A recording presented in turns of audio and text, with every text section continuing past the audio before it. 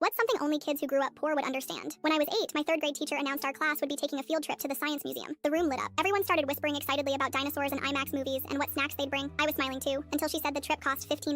That night, I watched my mom stand at the kitchen counter, counting out grocery money in piles of singles and coins. She looked tired. Her jaw was tight like it got when bills came in. I stood there, silently holding my permission slip. "Mom, I need $15 for the field trip," I finally said. She didn't answer right away, just stared at the paper, blinking slowly. Then she sighed and said, "I'll figure something out." The next morning, I found an envelope with my name on it inside my backpack. It was fat and heavy. Inside was exactly $15. Quarters, dimes, nickels, a couple of pennies taped to a sticky note to keep them from falling out. No bills. I didn't understand at the time, but years later, I realized she'd emptied the change jar she kept in the back of her closet, the one labeled emergencies. At school, when I handed the coins to my teacher, a few kids saw, "Did you rob a vending machine?" One of them laughed. Another whispered, "You know money doesn't have to be dirty, right?" I didn't say anything, just stood there while my face burned hot. I remember trying to hold the envelope low, hoping no one else would notice. That weekend, my mom made boxed mac and cheese for dinner, but she didn't eat any. She told me she wasn't hungry, just tired. I believed her until I opened the fridge later that night and saw nothing inside except a carton of eggs and half a bottle of ketchup. The field trip was great. I still remember standing under the life-size T-Rex skeleton and thinking it was the coolest thing I'd ever seen. But even at 8, part of me knew the price of that day. Years later, I became a teacher. Different school, different kids, but the same field trip, same $15. One day, I passed out permission slips and noticed one of my students, a quiet girl named Alina, staring down at hers like it had insulted her. She didn't say anything, just folded it neatly and slid it into her folder. 2 days later, her mom dropped off an envelope filled with coins, mostly nickels. The envelope was hand-decorated with stickers, a little heart in the corner. When I opened it later, I saw $15 in exact change, plus a note in shaky handwriting that read, "Thank you for letting her go." I recognized the look in her mother's eyes when she handed it to me. That mix of pride and worry. I recognized the silence in Alina's posture, the way she avoided eye contact during lunch that day. It was like looking into a mirror I didn't know I'd left behind. That afternoon, I went out and bought a mason jar and a label maker. I wrote Field Trip Fund and stuck it on the front. I dropped in $100 of my own cash and set it on the corner of my desk. Quietly, I mentioned during morning announcements that if anyone ever needed help with trip fees, they could take what they needed from the jar. No questions, no names.